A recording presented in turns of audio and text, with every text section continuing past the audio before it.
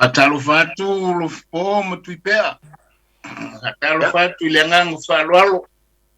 Alo malole sa mai tu sel tanto por kalame le ni fiaf. Manato nae o ke mai ngai auskari ele me o lua no pia yaima. Malua la lai. Ye foi manuia nei ile nei tu lo mantu no foto ai. Malo soifua malo foi le tau pe mai ma fa malo si mai tanto por kalame le nei fiaf. Ai Samoa ya molia tu le nganga faftai o le ua te ailangi le tanto fasangi ma le tanto fapolo wa foi le tanto vatapuia ma le tanto mutaisiri le langi e foi ona ave aisa le aula moli so tanto faftai le antua ya wa foi le soifua langi mama ya ma soifua matango fia o Samoa o me fai ona tanto o ria ai tanto Vaofilifili e masani ai le ne fiaf ya Samoa le ya si se to e autraina o to sama o to fai nga o le fu lava o Samoa ala lase ya ona fatu lole awale le tangaloa ya le tono mai pea ya fa pe foi le lilo miava na tala pona o lo fu lava ia ona fatu lole a wa inga matama o tama foi mainga le usonga ya como pule ia tainane foi le motu sai ia la mai tasi le maunga yolo ia no watu to samo to fai ngai le mfai le Vaofilifili ona talaina ai fatalo fatu malanganga faloalo yo to sama fai nga o to pa ia le popo ma fai le solo Samoa fabitole le fantalofa ya wa ya le itusa le tanto vant puia malangi ya wa au fainga luenga tofi lo talafauto ma fale le malu iso se tovine ma lo nga lue mo lava ile fiso wa ina il famai ya ma lo faitalo ma lo fatangiu ile langi ya wa nuia no nga manu mo Samoa ia wa ora tu faiva fenga ia le memoriatu le fantalofa ia malenganga faftai maltatu por kalame o Vaofilifili i wo masani le Vaofilifili fatalofa tu malenganga faloalo iso se tasi iso se tafa le lalolangi ia o mafai ona maua mai ai le tatu por kalame le nei le por kalame le tu no Samoa o le Vaofilifili o Samoa fatalofa tu malenganga faloalo ia talofa taito alo lava fa fonga lava Samoa mantu falongo mai wa se lingolingo lo fonga il mantu falongo ila tautu fai tautua puno wai tautua afurilingi ya wa Samoa ia le ngata foilea o tatu letio o le lava wa ta pena ele antua ia wal tantu wanga nu mal tantu fa Samoa fatalofa tu malanganga faloalo i po ai o lo fia ngai male insinia ino o tanto wafia ia fatalo fat ma lor soifua ia ma lor langi mama o tanto por kalame le nei o le Vaofilifili ia foi la tanto wo va ili ia masaenu ia masaili ia po ani me o tonu le ngao sa o le Vaofilifili o Samoa le nei fia ia male nganga falo alo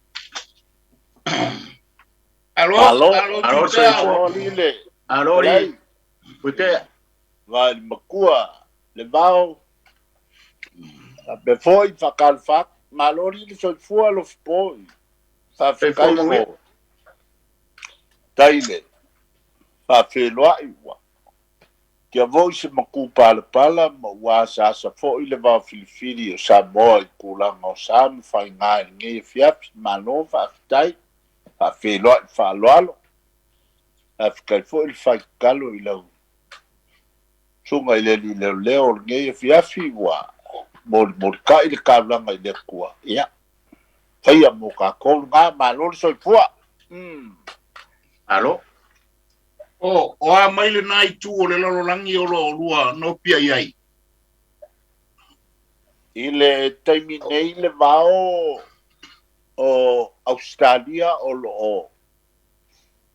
lo fasolo ina manuia manuia lava ia so uma. Ele mawhai o ngā whake le siaso I lunga o le siaso. O talia o le asoa mauna ai whapena le tūlanga o loo iai le maitau mātu I le whasonga fo I o au nei tūlangi o le lalulangi. Ia, o lo vivesi a Australia o le ngei aso fo I kilo e Australia le kala o le kupe. Ia, o le kala o le kupe au kua wa o le kala o le kupe whakosinga le so le anga lewa o le laka ia le vai o le paloka Australia. Ia, ua keu fo inu mawhale o kama ni kaimi e whape ngā lama. Ia pia o le kulanga porokiki le fo I ka longa I le lalulangi. Kea la pale mea o iai o le kaimia ngei masangi o ngā ai le vale le afu le poko e pei o lea upu. Ia, o kaimi ngei wa makaifo ngā kilo ngā koe ngā mea whape ngā. Ia a umasi kasi sia, ia o ngā o a foi leo kamai a kamamai e, whai o la kouivi. Ia a ngei a kari ka kou ngei po whaafea le mea ngā wholofola mai, ma lea wholofolanga ngā whai ma mea whape ngā. Ia, e o ngā pauaru ngā kula o lea fui ka longa e whape ngā laba o ngā whai, ae mangumia lama. Ke vai aku o whiula mai ia sela ko inga leo Lofipo. Ia, whamangui aku le kausi pe ia le ngango vai aku o whaila soifua whamangaku le lofa o le kua I le kausi o le whakalenga ia Lofipo. I le pōanga po ia, whaia masui o le kako Vaofilifili e whamangui ankili e kaunga whapopo le kua ngisi aso o le soifua o le kausi. Ia, a wale kausinga o. Wale ngā luenga makua lea kausi o lau kilo iai. E kele o longa kaimi o longa soifua ma longa malosi pe ia hawhaalu uma il kausinga o Lofipo I moki moa o lai mangumia ko ina. Ia, e pe I o lau lea kilo aku ngai mea o whamsingia le vau o le kali aku ngā. E pe no vai atu pe o nae sa sia e le uruenga o lua ele. O, ia, o ioe sa mantou. Fatasi nei male stelenga ia vai male malo. Ia, se o kua fo ia sale ali ia wa ia. Ia ia kam swafa ia. Le malu male mamea ma le usori ia. Ia pol skrein fo ia le mon. Ole sa malanga mai ia le stelenga ia vai. E momoli e whaile o singa whiangainga se tasi o na tausonga. Ia ma le kalesia I le nei foi se vaenga o le nei ngu a ai o meleponi. Ia, o le nala sa mako Peilua I foi. Ia, ma mako, ma mangui aku I le koinga ia le moenga malanga launga. Ia, o le ua maua ai wa kaliu aku I whangua. Ia ai le ka makeinga manguia le launga le koinga. Ia, o masani ia le toina if you no favor mona tiute. Au peia o tanto ile nei vai tau Tuipe'a ma Lofipo se vatu whafonga Samoa I tūlanga o me whapea. Ia. I me le wae o eftala I le tasi lea tiute o peo le tanto te runga o tanto o kalame o meo tiute ma nafa whamatai. Ali. Ile malanga o vai wale ai ni tangata I nai e whaia I mea. Ia. Pato le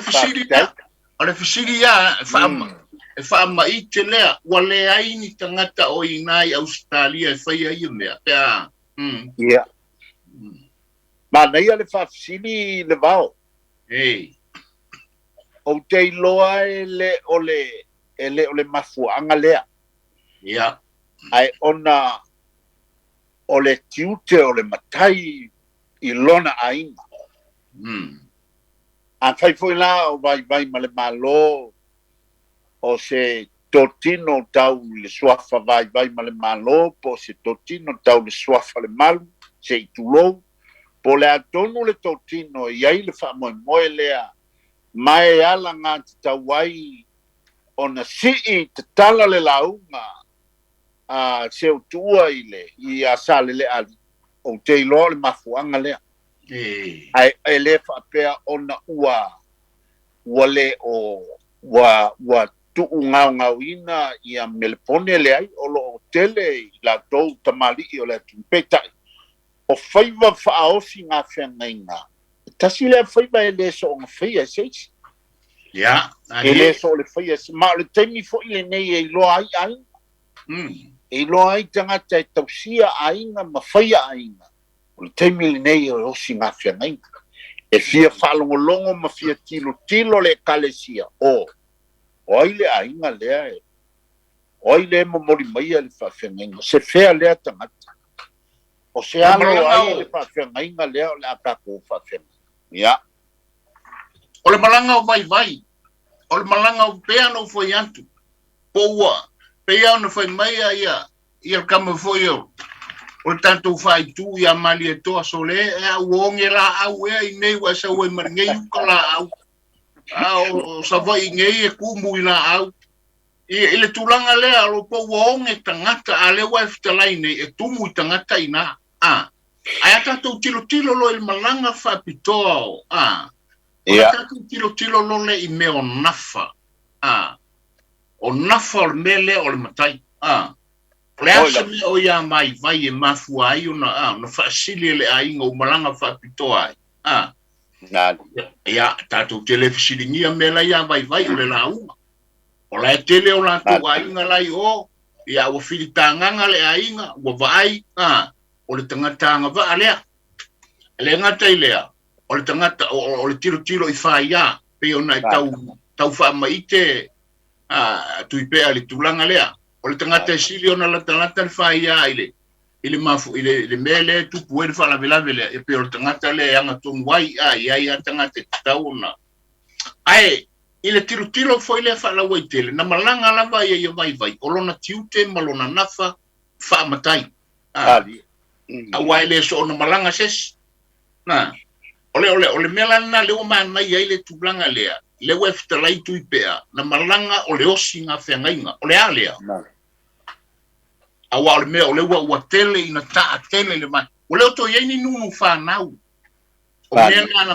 masani ele atunu ole oto yeini tofa le aunga mani aiali inga ma me masani ele atunu ole oto yeini whaafalenga o mea iwa lewa pe wa e mai le mai taimi le nei ina ua lo fia le atunu ma ua whaatala le ina le atunu wa tele a ina tato wo i meio farsa pai le New Zealand o singa nu lava o farsa le foi lau tato le foi tato ye le nei fiafi malanga fa pito atu ia vai ono tulanga la bo tala le lei mana ia tato wo tulanga le Tuipe'a ma Lofipo vatu Samoa awa o le mea o lai wa tupu le taimi le nei le tele o le nei mea o molinga fai feau alena futalai Tuipe'a le tulanga o le osi ngā whengainga alanga wau sa o medutisi malama le lei le medutisi ele ini mato osi ngā whengainga o le mea lawa tupu walo le wha medutisi u whalonga tupe o kaukosa koe kukongu le tulanga lea ole Faasamoa osi le whengainga alango le whengainga la mosai lau whalongo tele so ona tautala e nana u whalongo le mena u whalongo ai le anga o le whengainga i tu woti e tatala ai a le whengainga lea ai foi ale metutisi malalantou foi feau e le ai le whengainga wa le tu woti fitu watau sanga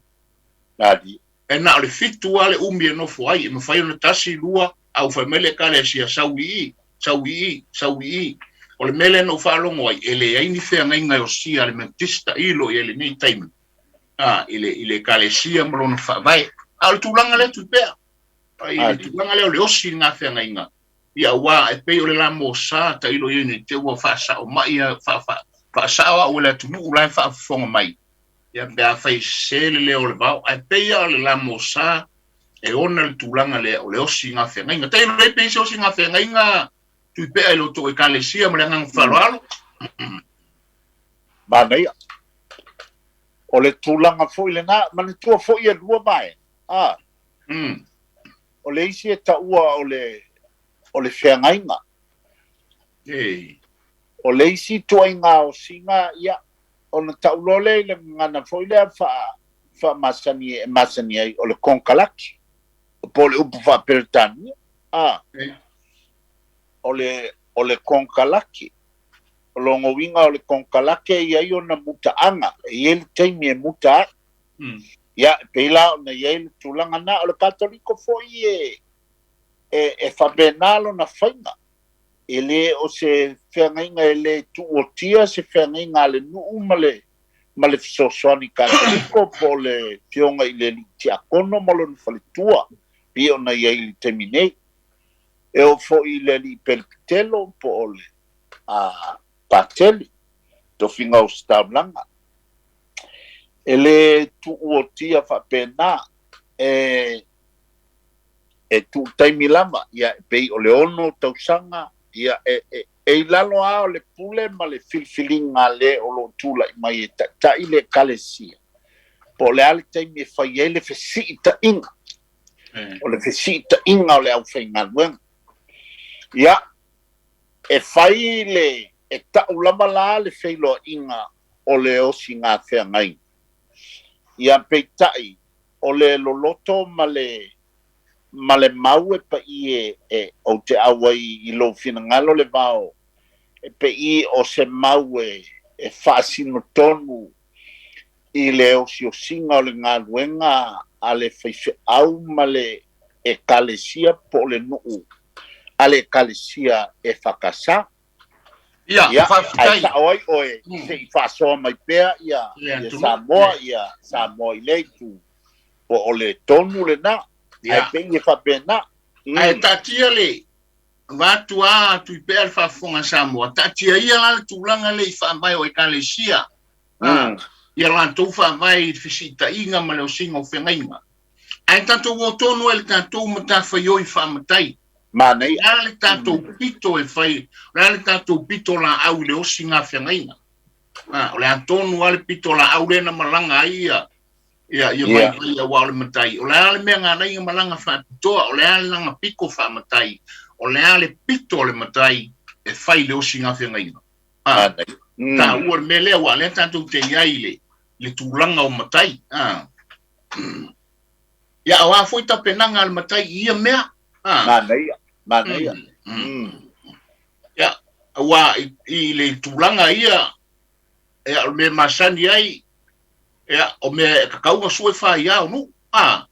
mali pe a fa pe ia o nu me ia ese mai o singa fe nga i nei i nei New Zealand nei a o nu la i fio anga i Samoa e fai si ve bella o singa fe nga lana mali i lo uleta li tonunga ona e sa ili leia i pe ia ini whaia ia i tūlanga whapena ia ole i la ule na moli whaife au mali e le se me ole ate le ini upu ole moli ngā whaife au wa ile mantou lea ile kalesia mentisi i taimina o iai ole moli ngā whaife au ele o sosi ngā whiangai mali ole tūlanga lana ia pela le moli ngā whaife au ole a whaila utala i moli ngā i lesi o ulunga i moli lau le mantou whaife au ia wa ule sa ole ainga ia na mantou ole moli sa poe ia wa o tu o to ole pea pena o whamata la mua ele mele ole launga na avele ile tula fale faile launga ia ole no te pena fan fulali o tu o to le mantou te o mai ia ole ala foi le ia se mantou launga na paua le na mantou falongo o sa poe o ina whangantai o lo nantou sa si mai ai le mea e ta oto ai ave sami ao foi na e fatau tenga e si mai sami to e ave le fale ta oto ai sa o le fautuanga fa mole sa po e fa pena na fai au le a fita ele si e ave fata ele ya uman fata ele si mai fali o felava ya e malu lo to fama lo to fautanga pe a ni fale tonu le fai fea a fai so tuli atu i whaalunga se toe a wai toe au mai ai o upuia o upuia o la launga no tu le fai launga ai sea o le fai ya o le fai ya o la ya le fai fea ulo na nu Paula le meo fa manatu le nu o le tama lea ia le kama kau le mu i tūlanga o fai ya ai lo lea fatu leo te talono i tūlanga lea i le mori ngā fai fea u le metis ya o te le malama i tūlanga leo le osi ngā fea ngainga Faasamoa i Samoa ma le ngang whaaloalo alo Lofipo e ale le meo le lotu fo lea tasi lea tangata o te whalongo masani o nao mtawan o whaila mori ngā whawhea ngainga whaiwhea o Lofipo e o soa mo le nausol nae mo mori ala whaiwhea o tasi lea ainga e kumu i whaiwhea la inga lea ia manatua foi Tuipe'a a maliu i osa le aula o le Levaopolo ia e abatulo whanofo e tauanu uli tala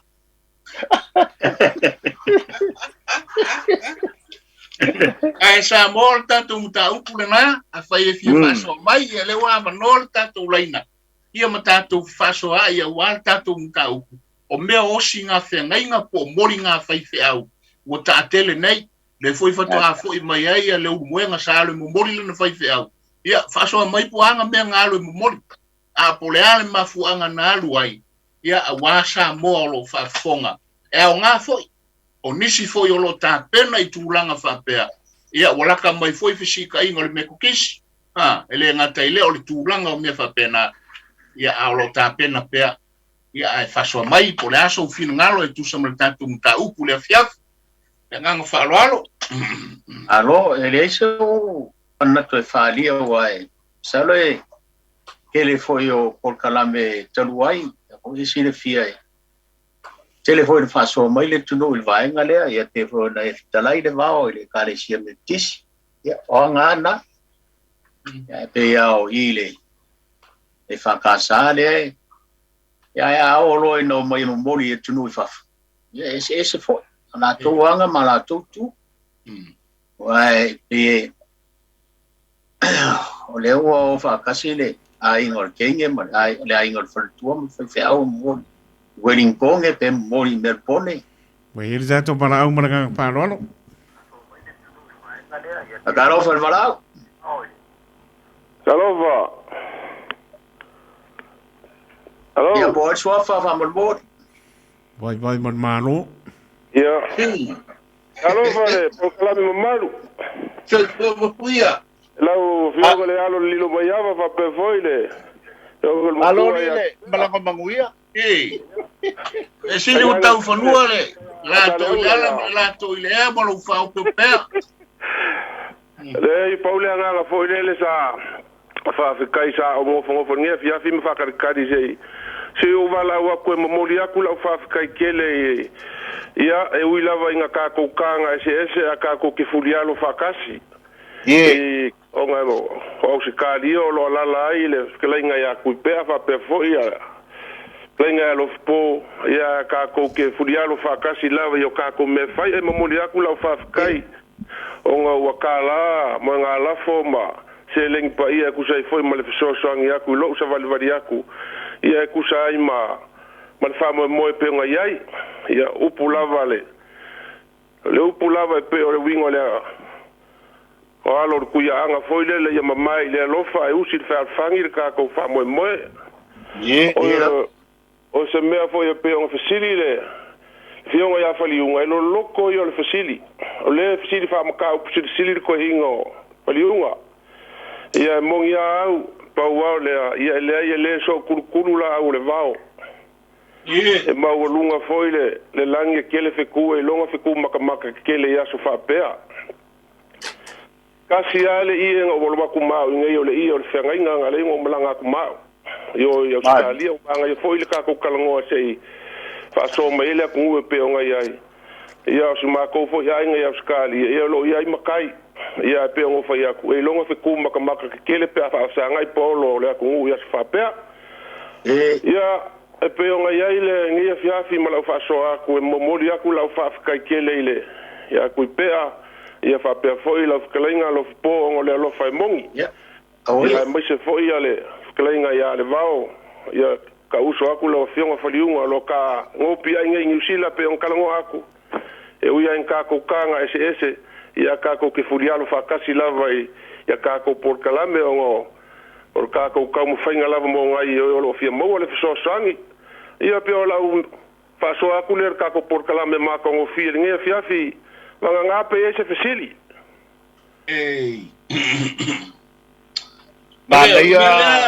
vai ele o fesili mo vai al fesili mo Tuipe'a ma Lofipo ia po le ane mafuanga na o atu ai fua batu ie matupe ia oi lei au le fisili tu sa na ia lua oi faila la wosinga fengainga au le ane mafuanga na o atu ai fua abatu ie mea e ye ni tu manianga e ye ni fatunga po ani mena mafuain ia tulanga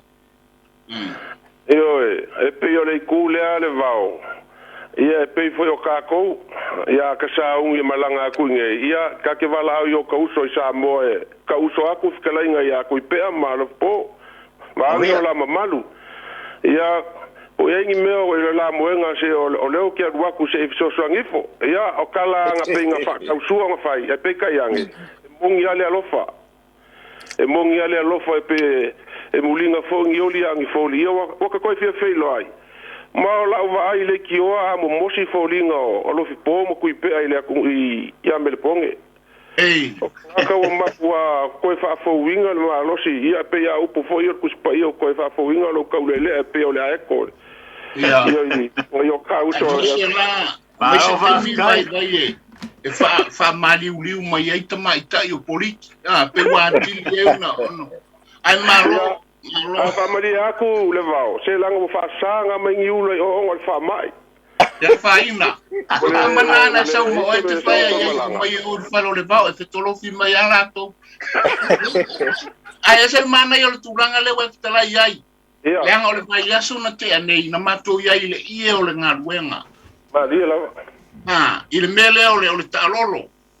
ma tu ile io le ngaruenga o le ile o le antoanga o le foi fa mo le atunu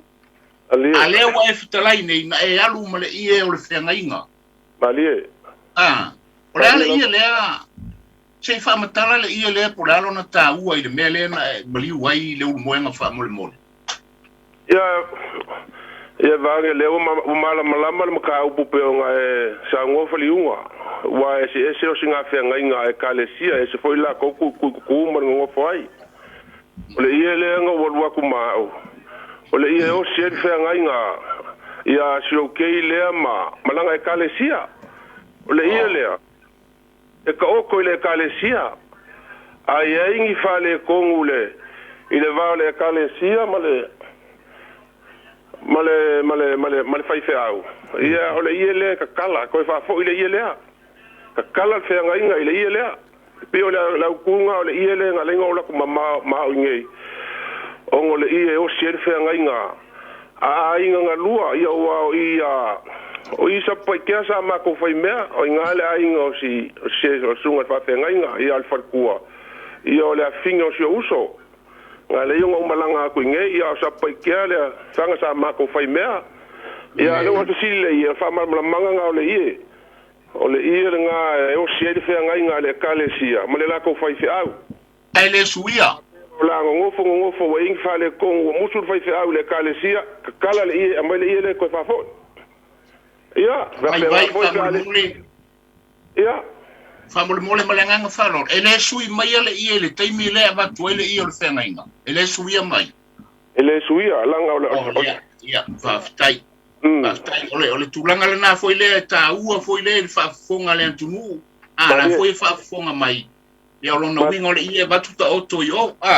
ali ko kele aria la ko foi mal malama ia fa pe foi langa ese ka ko pu ngo ma fa mo po pe nga ia Ia ka ika se anga mo so ka vango e fe so lua o le vango ko fongo fo I fa kari aku ya le por kala me se o vili aku va ku sa fa kai nga yuso ka uso aku va ku pa yo swafa ya ku Tuipe'a ma mas klenga ya Lofipo e ku sai foi male ia mong ia upu foi ka ko ku ka ngo ai pe fai me lofa au le lofa fa kingo le lofa pusile o bong ia le bala wa ku le ngia fia manga ko ngai fa so aku le ku mangu ya kere por kalame unga fa pe foi le klenga ya Lofipo ia pe foi ya ku Tuipe'a bye ka ko feilo ai fai or kausanga le la ura ka ko ngofo ngai belponge ya maro fa kai alo fa alo fa kai lo lava o alava ngi bobonga le ka ko fa penga lava le winga le soifuanga e ye le vai ngata e va ftai vai malo ftai paso mai ya a soifuia we le si balau pa mormone oh ya sei fa solo mai per tanto valau taro fa tu le valau po sofa Kalo falava ia ko fionga o sofa fa mormone o fangalilo e fangalilo galova alo falava pa le la ko ia alo se po mo e ko sunga ma ko fionga o sofa go inga le ari ku e si kamai kala leo ke fia so ko funia pepe a como foi ma se a ngal ka kum ka upu ya se kala le ir se inga be ya o se inga ka ku ama ka mo se inga le la bo ngi bo le mero se inga ngu ma fa si au o ngi yo ele so ngal wis nga ka po dile na o kupu ma ka mari o le ku we a fa si au ngu ai te ngai ngam si ma mu uma me Faasamoa so se ko nga mea e ai la o te siti le kula I mai kam le moli ya ko sunga ne te o ai le o le ngu o si te ngai ngam ma o ai le o si el te ngai la so si lo fia fangalilo fambolo mole o ai tonu le o si el te ngai nga I lo le si lo fia ola o fau nganga o upule senga e o si foi fi au mare kwa o fa la we ka si fa mo le familo la we ka le sia e fa nga ka ngo ka o ku ngol ia le na foi na le nga o le ka le sia le na o mai nei o le la mosa o lo na winga e le o mai sa o la we ka le sia mo tu la nga o si nga ngai ai ai masi au pisin o le ala wo ngi le kali mo fai ma ku langa o me uma ka ko ngu o le be manga a le me la le o singi o ile la o singi le tenga ngal ale al ka ka fi au le ma le me wo ngi le ngu we o si o la ka o le ku a le se fa uma pera fa ma kalanga le a ko ngi po singa o ngai ka ko ma ka u a o si le tenga ngal ma le ku a o la sa ele alu foi se au ngal pula la unga mai ise Faasamoa pese la unga Faasamoa e lempa o so foi au le wo o si tenga ngamre kwa o le upula le o fa ngamre se au ngal pula o como mai le wingo kala le fa ya ko de o le ya le le ko ka o kala le o le ala fe o ye ma malu mal telo ka ko si na pe ngamre mal foi se au e oro la sa e makware mafai anga la ku fai au kumba ngo ai ku o mai ngol e pai yang o mia e pai ya o mia pai ya na le u puala le ku e fa ngal fai au ilungol pula pe o ron kai e winga la ngol o kala fa o le sia ngai le o sia ngu ba fai au o nda nga fai au ko ngu e kala ngo ile ku le yo ngu makaku ya la fa le nga bo fai au o kanga ka fa le nga e le ska ka fa kingo yo makai kelo makai e fale kingo kelo makai e la ke le dorme la tai fangalilo le o ma wa tu lo finangalo ma le ngalo fa lo alo kala aola na sal ka ko ngu ele ai ma se ele po ai le poko le ngu fale unga Tuipe'a ma ko ngal fa no ma ele mpaina ngala ku fe au ku ko o mai no fe au ngu le pula e la unga le fe au le u pole ko ia o la ngu makamangui lu ia o sa ya o ke Maro Faasamoa ole tulanga lea manuo tato ye tulanga lea fangalilo ele se fa malama tu ya te ele tulanga le meta ole o singa fengainga le mafuanga ole anga nu lea man Faasamoa na lai no fai to ma wa maunga tama wa o tofa mai te sa ole o singa fengainga le o se o singa fengainga male tua ile tulanga Faasamoa ole o singa fengainga malu wai le fai fe au I tonu le nu awa e vatu e ole fai fe au le nu ona osi le ole fengainga lea male nu ina ia ole ale tulanga ia le e so se me tupu le nu e fafanga le fai fe au ai se a wo mana osi le fengainga lea ele tulanga Faasamoa na mafu ai on fai me ia osi nga fengainga I tua e fianga ole osi nga fengainga la le nu male fai fe au ne te wo ye se fa le tonu le fai fe au male kalesia ya mi se foi le osi nga fengainga male kalesia al tulanga le osi nga fengainga male tua sa ole le anga ole au ngana mea ele nganga vale foi sesi ele nganga vale foi le polkalame le Vaofilifili mele wai fasoa mai ai male nganga falo mai le tau la e foi le mouse via ele oni ele o nei foi tui vale ai le polkalame e fa pe ai o fa longo atu ile tulanga o me fa pena ia male nganga falo ia bo nei fa kai koli ia ka kumba ka perfila dia wa kasikaku ya pa kele mo mama ni pia e fai atu se manatu fangalilo ya pa to Tuipe'a ia fangalilo ya ia le fai le fai na pe al fo ia le fai na wai Ole isi tau pana au. Tau fi fesili fa mole taito Ya. ai manaia le mata upua fangalilo o le ulu I tau nuu mai o le tala le lei le tua I tutonu o Samoa ele I o mai apa palangi o fe e I lunga ele o Samoa tau nuu mai le tala le lei mua na iloa le lei e papalangi na au mai le finangalo o le atua ale ui tangata tau o na ui iai ele malu le tala le lei o le ata lava le nā mai le amatanga o le tō ai tau nuu I matangiu whiangai ma le ata o le tala le lei o le ulua I sāmbali o le tala le lei a le atua o le ata lava le nā o lea e moli ai lava le whiau o le atua I taimi aso tausanga mo le sila fia la o le vai mainga e whangalilo le tū whaale anganga ma le tū whaale tino e le o le anganga nā lea abatuele e le polkalame o le o singa o le whiangainga lea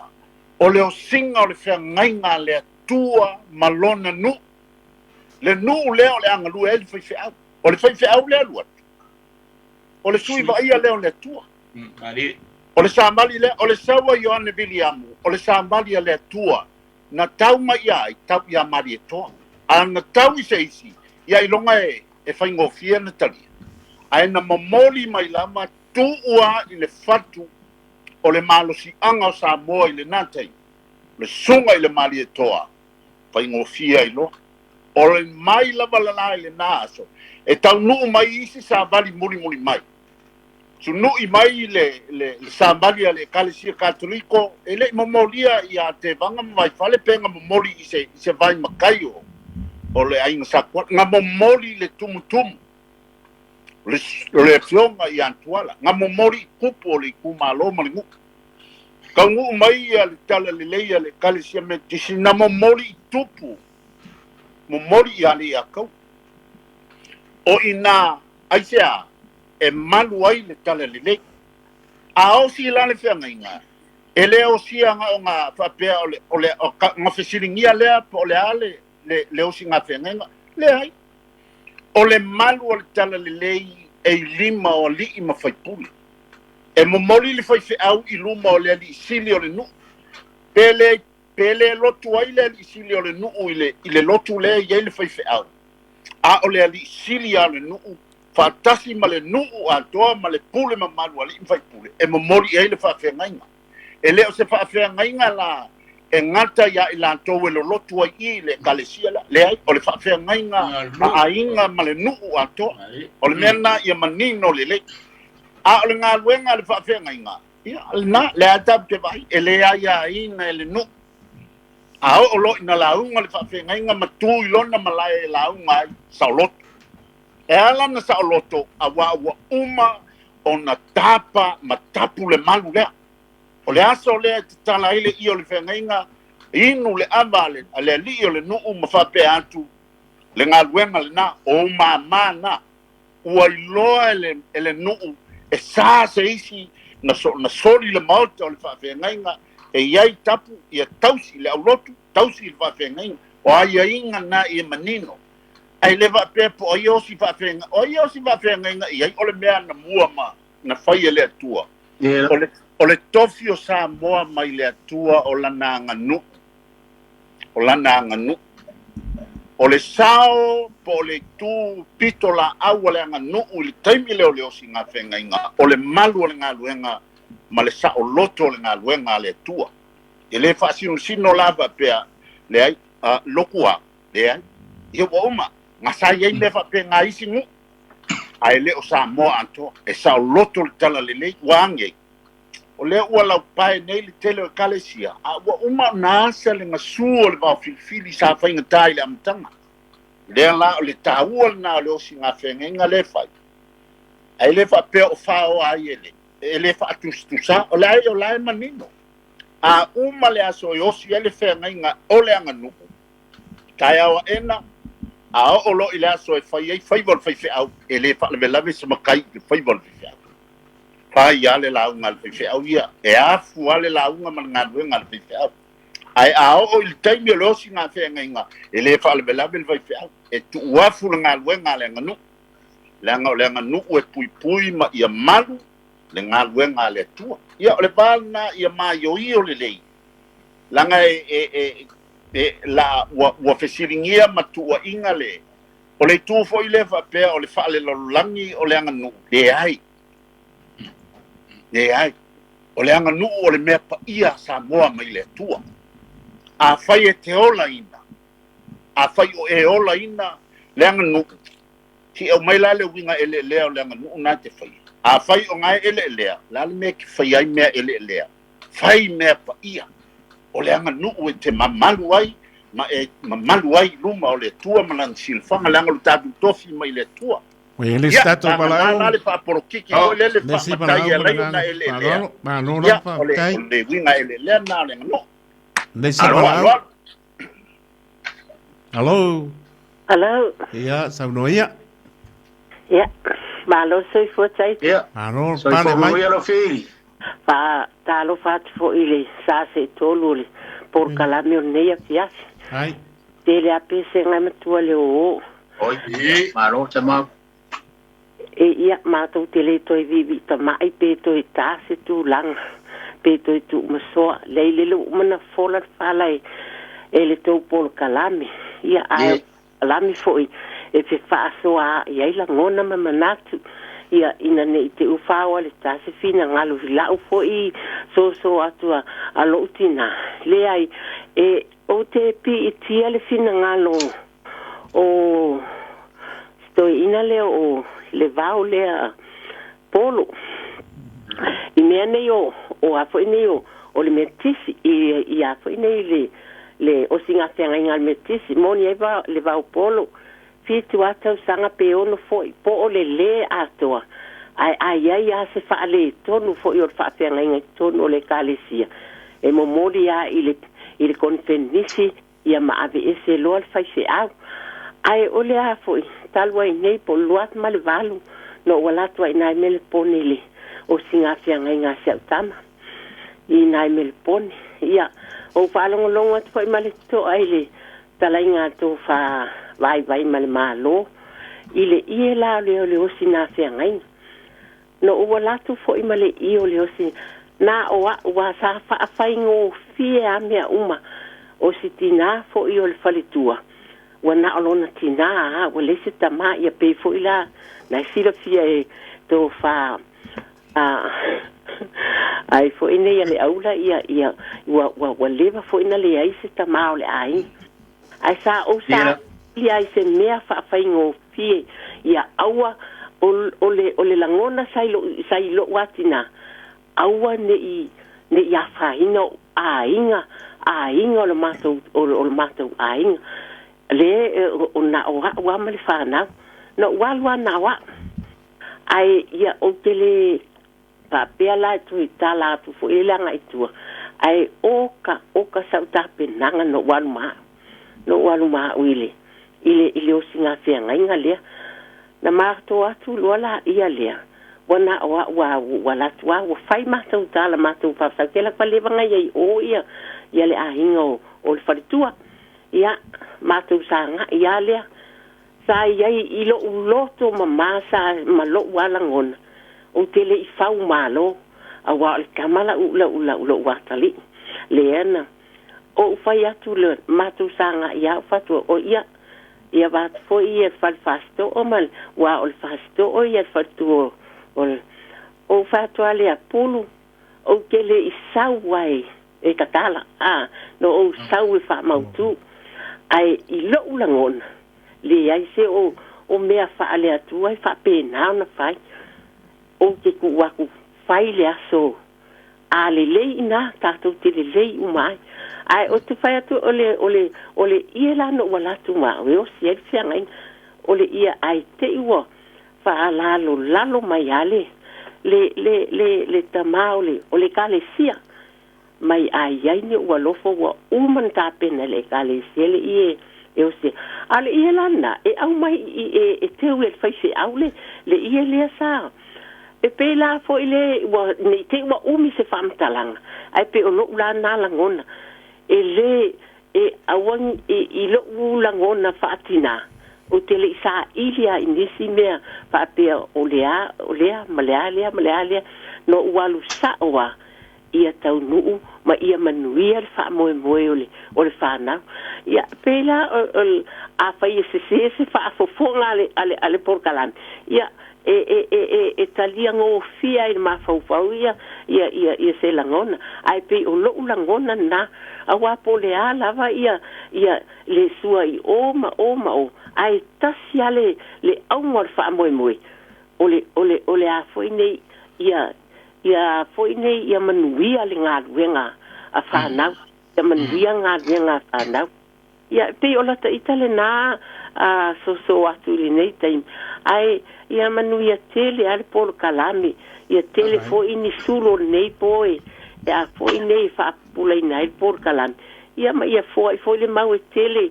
to fa Asi'ava ia fa pena fo ia Vaofilifili fa pena ia to fa le aula ia mau peni manatu manila ngona fo ia le fa moe male nei nga luenga tele tu ti tau mo fai ia mal fa lo ale manu ia tele le po alo fa tele atu mo Lofipo ma Asi'ava no pia I mai tai nai tu le lalo lang ia fa pena fespena o Levaopolo ia lo fa tu ma tu tau lang o lo tu la il fo nei po ai paso ia so fua kai le ngai ele fisilingia le el tangata le nei na faso mai nei tulanga ia na alu fai le ngo ke masangi ala fili mama tangata tuku mai e fa pe ala to winga ao ai mele fo ingi be Lai statu para au malangang paloalo palola male panel por kalame alo fa tai alo fo para au alo fo alo fo para au so ia sa no na umolo no tama ia ona wa ngol la ia na wa no malangang paloalo wa fa o va uno alo fa alo ba ulu alo de fua alo o sa como fongo era ya le ma foi la o uma malaufini mai o ile vi ai ngai koluma na buakua Taskai Tuipe'a. ia Lewa malaku lewa malama ilungalu whakakanga tare kongi ko sai ma isi fo me sa mainga. Ai e ta ofi ele ma fai o ngala ungal fai se au. Il pone la. Ya le fai al bele. ali Ele ya se nga ma fai ngau ka ko makai. ali Ia, ele ma fai o nga ko sau fai kongo le. O le whalo makai. Te a whai ele whai nga ko sau whai o le mea e kas. ali mo ila Ia ai o le fasili po a me ka tenga le makai. Lau le kalango ai i kulanga o le maa au ma meanga ai ngangalua e ka penga. Upon ia. Ia, o langa me ka penga langa launga. Ka penga me o fora ava, o fora sua. O langa launga whasekai i le kalesia. Maringu, ai mai sia le ngu a pe o ngu wai whakea ngai ma le ko o le laso lea. O mea ka penga. Ia awa le whakea ngai ma maringu ma le kalesia. Ia a o kulanga o le ie. Ia o ia o se ngai nga. O le ia ngai ngofu ai le paise au ma le kalesia. Ia o a foi kulanga i kai muri. Ia whakea ngā pe o whakalai vai. Ia a pe Faasamoa Customs e foi ka pokalame le fiafi. Ma ngā whanolo whaskai maguia le fiafi ko i pēa ma. malai Atai Vaofilifili. eu tua le ngau tāla whastai lava Nei stato pana upa mormone. Sorry. ia Alofa. Alofa. Arole. Pare mai pua mono no. Ia, whakaro whakure. O inga makua le pokala. Pea whai porkala me rie a fiafi maragei po. Paro so i fua maralage ma e lau fioga Faliuga. Ia whapea hoi kapa o lo kuba i o moko kere. talofa vai pua malol soifua Malo se fua vai pua. Role, lage ma me sidi gai mo a o ruan whamai. Wa whamai mo kua fefe ia ma o Faliuga makaiko. ia ole mai tau atu Ma diela. Sa ole lei. Afkai mo kako porkalama. Ole Peo kau faisi go bia i ro ma fau le ia go le figa loa le ka ia. Ai afsi di ko wa ka le faka sa mal malaba. O ga gigo ale ma le fa le ko go le le siga ferega. ie O mo lo kofia of so sagi da feiva se lau fiku fa. Ile faka sa.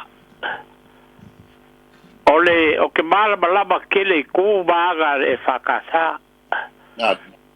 O le whawai le whakasa, o le whongu kele. O le pule le gā le whakasa. Ia, kulo waku le me kisi ma le kālesia pope.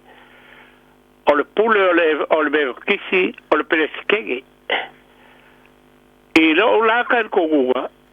e se whaiga le whakasa mal kakoriko. Whapega fo ia le whakasa. Laga o le whakasa e whai o i unga fo kele pasi mai fo kele i unga e wha alu ruega le kue kongo e ka le sia kai kas.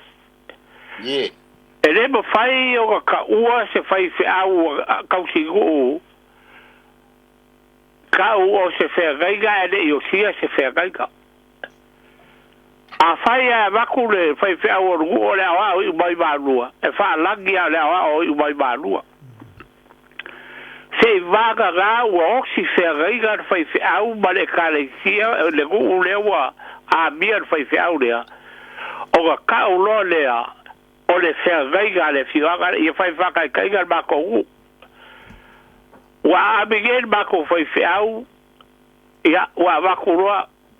Oxir fega ga falsa wa me mua lea e va ku ro mo le loko o si fai de o si ga fe ga ma ko u ba fai fe au e ko go fa sai fai el ko i ga pulega ba fai fe au pulega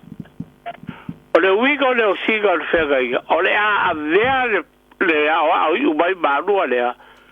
ba fa fe ga al ma ko u po le suri va ai le o le tua o le a fai ba fe ga al ma ko u o fa lu pero le o le fai fe au le o le fe ga ale ai ga sa fe gu wa ye le a fi ai kui bala ku bo ga lo kusa ko ge ai ba o bua po lo pui pui le ku ala sa o fe ai su ye le fa fe ga o lo ga fa lu pega pe a fi pe su ya su bai ala su ga fa fe ga fa ka foi pa ia ai ga sa fe gu wa o le fai ga o le fa la gi o le fai fe au ya e fa la gi foi ya se po fe a su ye lo su ga fe ga a sa fe gu wa pe o pu ye ave de ide fai fe au pe a fai o le au fe ga balgu e ba fu ala ga o si fe ga le o le a ve le suri va ai o le kua e fai ba fa kubu ga ko le fioaga ya pe o le kasi dei va ga ka wele la luega fa e fa ka sa o le ga luega e o si fe ga e le fa ga la kwa fe a lo ku pula ke lo ga u ga o si fe ga ya o ga kwa a u la ga o si fe ga fa sa o ga ba lo le fa u fa sa ga i lo ai go fe au ma le fioaga o fa lo le ava ya fa mau ku e gale o si ga fe ga le lo la wa alu i Peilua o le ku fa le ga ia ma le ga du o le fai fe au fo i e fa kasa o le se i o fa pu ga i e fai so i ska ka le ma fa ba le ma ba ba ga pa wa le me la ko e fai fe au al pu la e se fa ba ga al pu la o fai fe au e fa kasa e fai foi le la kua o u po Samoa e o foi le ga nu fai ga uba i ga ia mau fiku ga i ga fai fiau po agi me kupu le fioaka mau ke ka ko ga ko si da fia e ia me o fa la ke le kupu i fioaka ale ku nu ga fai fiau va e le uba ga kiu ke o le fai fiau o le ku le kingo ga ruega e ave o ba fai fe au le ku fa le gaga ma le ku fa le kingo ga ruega a la foga i fai ge ruga o le ki o fa bai pa wa me ga la kwet fai au ia ga pula o le kwale ba fo fa wa ia ko ga fa puka o ga ruega fai fe au o va e ga uba ala u ga fo fai fe au de fa pela u lu o pula le ga ru la ga e foi kai be la u ga foi fe au la u fa Samoa kasi ga be ba foi ga le ga du i ba lua ia poko foi fe au la ga ga fa le ga ai sini foi ga ka bai la ga fa le ga du a o si fe ga le wa bo u ba fa di u le au ga me o le si ga fe ga ele o si ga fe ga wo wa wai e lua ie o le ia va ku le ai go fai fa o si ai fa ga ba la ko ka ba le wa ve fai fa o le ia ga pa gu de ka le si ba gu e fai fo ia le gu le ia o si ai fa ga ba la ko fai fa o le ia ga ke o fai fa alu se aso o ye se be o ku po la ka la fa ga o ko ba fo le ia o ka la ai fa ga wa aka kala fe ga se fai fe au lo kai ki so ga fio aga o ye se be o ku ele be fai ga le kala po le ala va le ma ku ya le be o kupu e ka bo fai lava i el pulega le kalesia e a bil fai fe au no ka kala fe ga i ku ko le fio aga le ga o se fe ga la ga ye ku pa ka ku o le merga Faliuga ya pela ga o fai yaku a kalago sa ka ka le fakasa e mal malama le fa lunga ga ruega le fakasa ya pela ga ka so ya ku na ruega e ka ko por kalabe iga ia mal malama ki di ai ele ia kele le au le mal malama ia masoga ave se ai fa vai le kalesia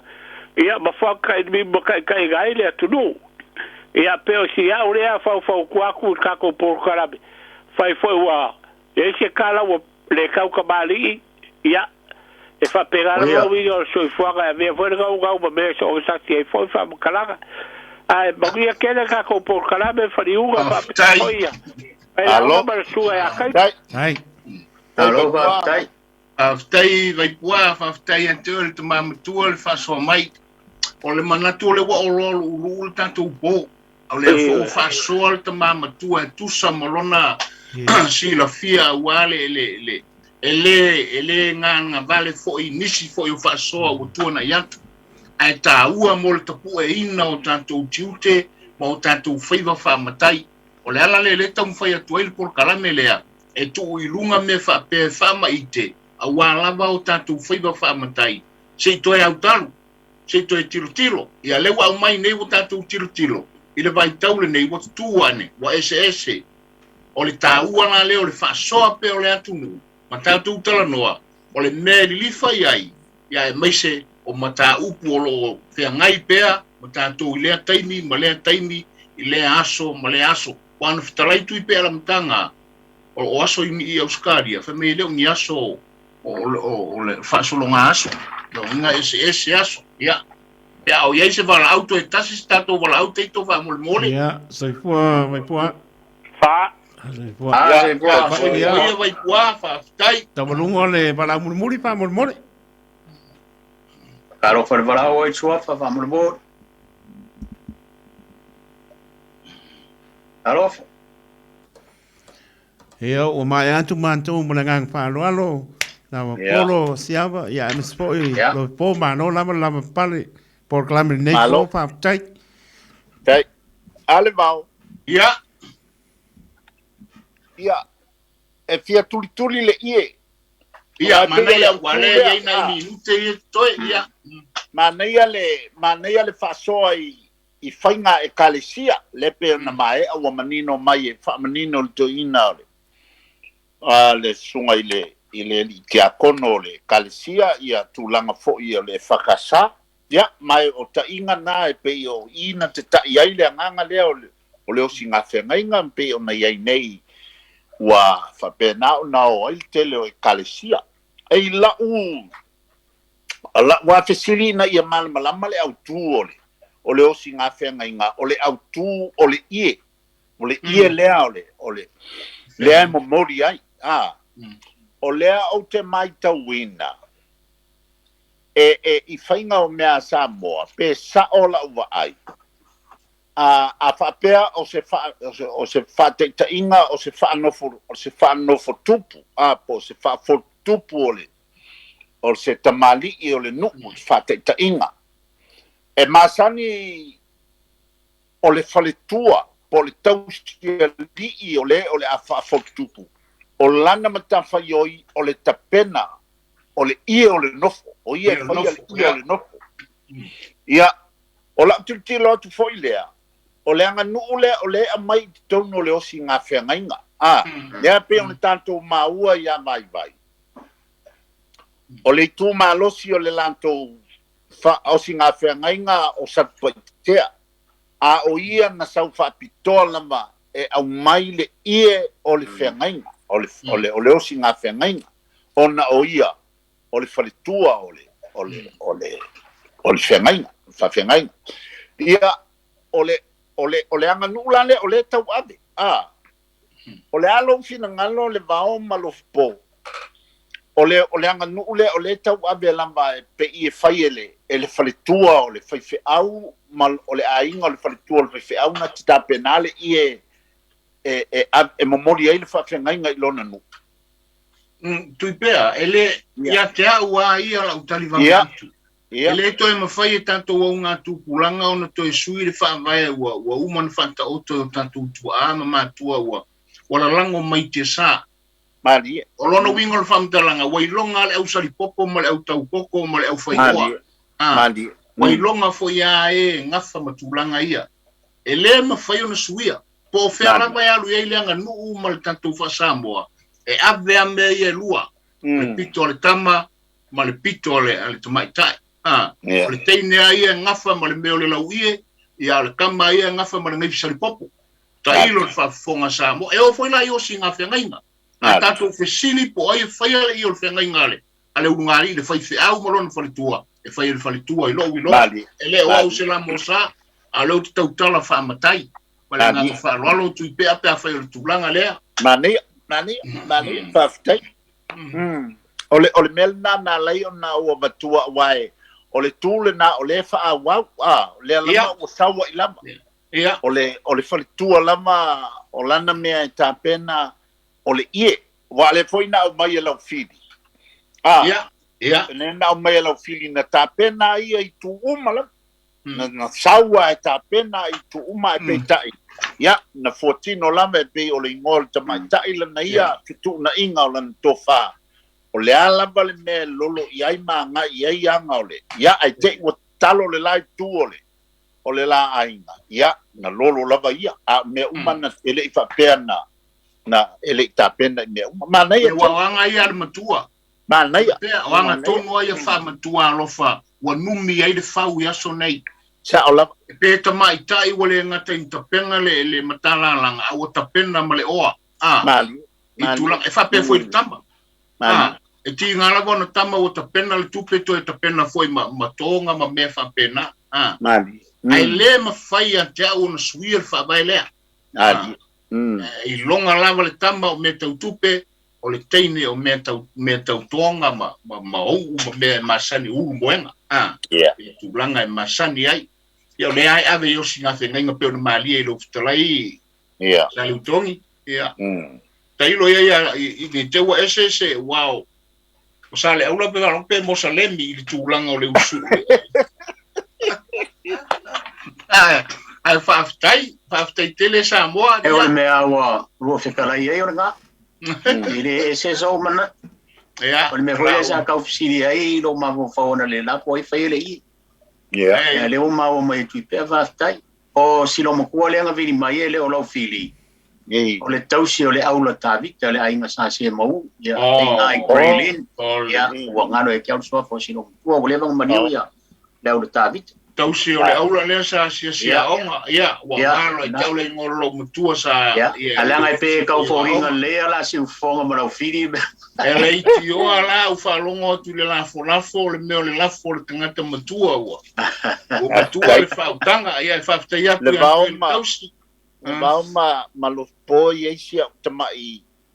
fa silanga pe amae fa mole ia wa uma lo ma fa lo le tanto waso lela utapo yatu wa fa silanga fa ma ko la me la ke fa ngalo ngai la fo le ono la fo fit fa ftai wa usi foi a tulanga le fa fonga Samoa il tanto fa solo va Vaofilifili fa ftai mo finangalo fa alia le nei fiat na pawale mo ilanto o alo matama fanau po ni Paolo foi o le nei no le fa tolu samate yuta ma fangfau o alala i tonu o melepone le ayo melepone pe on fa fonga iai matu inantu foi i lunga o penga te whailangi le talo ona o lo fia sa ili se sosoani a wale wha moe le ngā luenga le tua ma le kalisia katoliko i sa manta wa toi te talo atuai e wha manatu o le asitona i nei i le itu lai lua i le awauli asitona i asau nei le itu lai lua i le awauli o le a whai ai le tātou whailoa inga e fia loto sosoani ma e fia sosoani mai le fa moe ma le fa tala ulatu mo se sosoani tanto whailoa i mawhitampa i le tuatusi tolu ono Derrimut Road i Hoppers Crossing o ina o le a whai ai ia le tanto whailoa inga sila ne pe le Facebook o lo amantu ai le fa silanga ai na una toe fa mna tuantu o le tanto fa moe le astona i nei tala mai au tātou whailoa i tātou talanoa mo le nei wha moe ua mala au tuai tua tusi tolu ono Derrimut Road i Hoppers Crossing o le telefoni e fa'afeso'ota'i mai ai o fālualua iva tolu tasi tolu lima valu o fālualua iva tolu tasi tolu lima valu o le numela na o le telefoni ae fa'afetai lava ia o le nā ua fa'afofoga Samoa i le tatou polokalame o le Vaofilifili ia i le talitonuga ia tatou tu'ia i le atua lenei afiafi maso malama o loutou soifua ma le matou ola fa'amanuia le atua mai lava i le tatou polokalame o le Vaofilifili ma le radio Samoa tofā soifua Samoa.